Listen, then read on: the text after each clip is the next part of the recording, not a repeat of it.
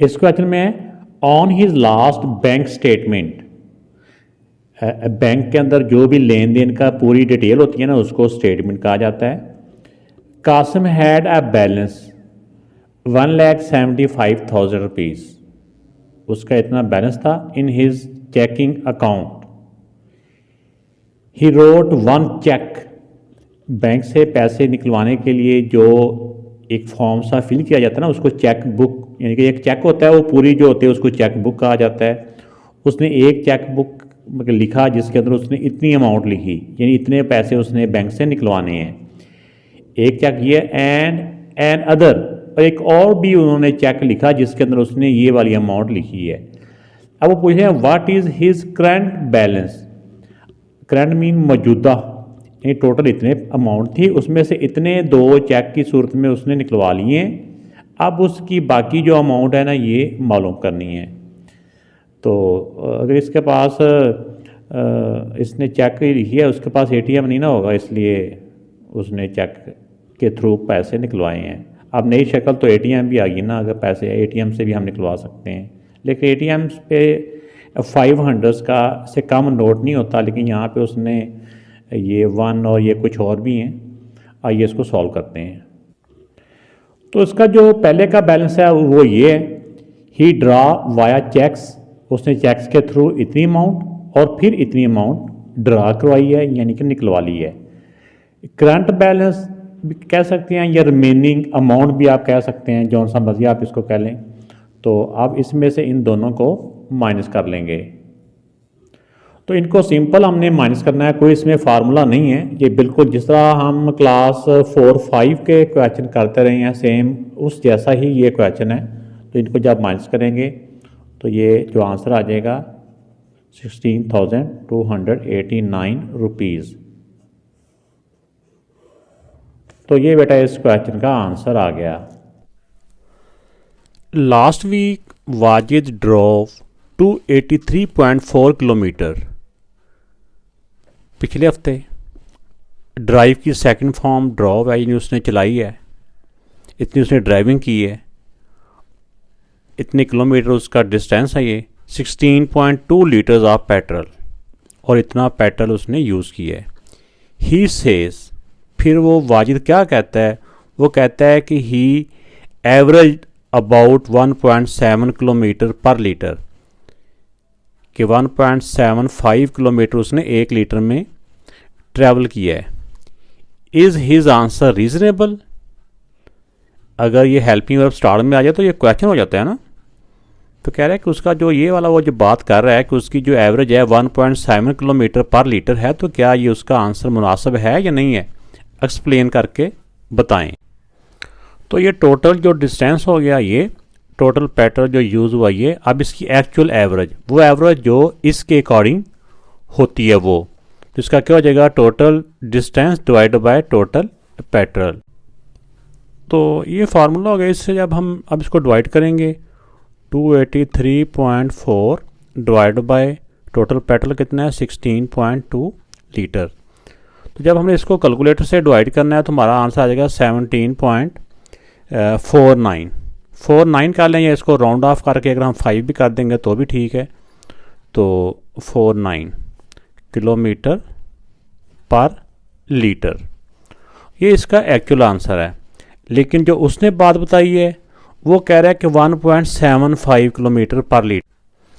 तो इसके आंसर के बाद मैंने जैसे क्वेश्चन में उन्होंने कहा था इसको एक्सप्लेन करें, तो मैंने कुछ एक्सप्लेन किया है। इसमें मैंने इस तरह लिखा है कि एज ही सेज, उसने कहा है कि उसकी जो एवरेज है 1.75 किलोमीटर पर लीटर है, लेकिन विच इज़ सिग्निफिकेंटली लोअर, ये जो कि बहुत ज़्यादा कम है किससे, जो उसकी एक्चुअली 17.49 है, लेकिन उसकी जो वो क्लेम कर रहा है, वो जो कह रहा है वो 1.75 है किलोमीटर पर लीटर है। तो this means his answer is not reasonable. he actually achieved a much better average as he said। ये ही लिखना है इसको। तो आप इसको अपनी वर्डिंग में भी लिख सकते हैं कि he said 1.75 kilometre but actually his average is this, so there is so difference, his answer is not reasonable। ऐसे अपनी वर्डिंग में जैसे आप इसको आसान समझें वैसे आप इसको लिख सकते हैं। Salma bought 3.2 yard of fabric. Yard किसे कहते हैं? जिस तरह कपड़े की शॉप पे जब हम जाते हैं तो वहाँ पे दो तरह के उनके पैमाने होते हैं जिससे वो कपड़े को मापते हैं या नापते हैं। एक वो गज होते हैं, एक मीटर होते हैं। उसकी लेंथ में थोड़ा सा डिफरेंस होता है। जो गज होता है ना, ये आप बच्चों को अगर नहीं पता तो आपकी जो वालदा मोहतरमा है ना उनको ज़रूर पता होगा। तो वो यानी कि कपड़े वाले ऐसे पूछते नहीं है, हर किसी का अपना एक ना वे ऑफ सेल होता है। तो वो उनका होता है कि गज़ों में सेल कर रहे हैं या मीटरों में सेल कर रहे हैं। तो ये गाज होता है, ये गाज मीटरों से कुछ छोटा होता है। तो फैब्रिक्स कपड़े को कहते हैं। For total price of this, इतने यार्ड उसने कपड़ा ख़रीदा है, कितने का? इतने का। इतने यार्ड की प्राइस इतनी है। How much did the fabric cost per yard, तो एक यार्ड की मालूम करनी है। तो आइए देखते हैं।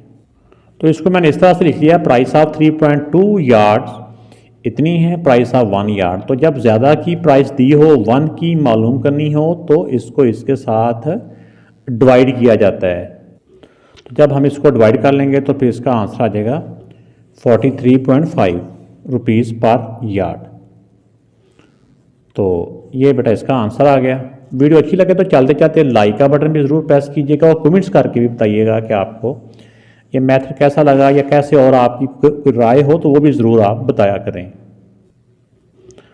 मोमिना वॉक्स 3.5 किलोमीटर पर आवर। पर का मतलब होता है एक आवर्स में, एक घंटे में वो 3.5 किलोमीटर वॉक करती है। शी टुक 12 आवर्स वॉक, फिर उसने 12 आवर वॉक की है। माशाल्लाह, इतनी देर वॉक की उसने। 12 आवर उसने वॉक की है। फिर आगे क्या पूछते हैं, how far did she walk, तो उसने टोटल कितना फासला तय किया है।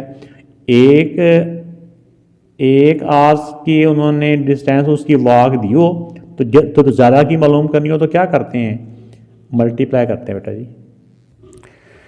तो इसमें है वॉकिंग स्पीड, ये स्पीड दी थी ना कि इतना इस तरह से वो चल रही है, और कितने टाइम के लिए ये, तो डिस्टेंस फाइंड करना है। तो डिस्टेंस का एक जनरल फार्मूला जो होता है इनका, स्पीड, टाइम और डिस्टेंस का, कि जब डिस्टेंस फाइंड करनी हो तो स्पीड मल्टीप्लाई बाय टाइम।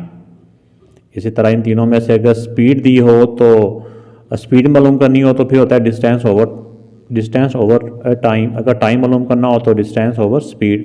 तो इसमें डिस्टेंस मालूम करना है तो ये आमने सामने होते हैं, तो इन दोनों को मल्टीप्लाई करना होता है, स्पीड मल्टीप्लाई बाय टाइम। अब 3.5 मल्टीप्लाई बाय 12, इन दोनों को मल्टीप्लाई करवा देंगे तो ये आ जाएगा 42। ये डिस्टेंस का यूनिट क्या है, यहाँ पे देख रहे हैं किलोमीटर में है तो इसके साथ भी किलोमीटर आ जाएगा। उसने 12 आवर्स में इतने किलोमीटर डिस्टेंस कवर किया है। इस क्वेश्चन में the hiking club went on 7 day trip. 7 days के ट्रिप के ऊपर हाइकिंग क्लब लोगों को लेके गया है। Each day they hiked between 5.5 and 7.5 miles. 7 दिनों उन्होंने हाइकिंग की है, तो हर दिन उन्होंने 5.5 से लेकर 7.5 किलोमीटर उन्होंने हाइकिंग की है।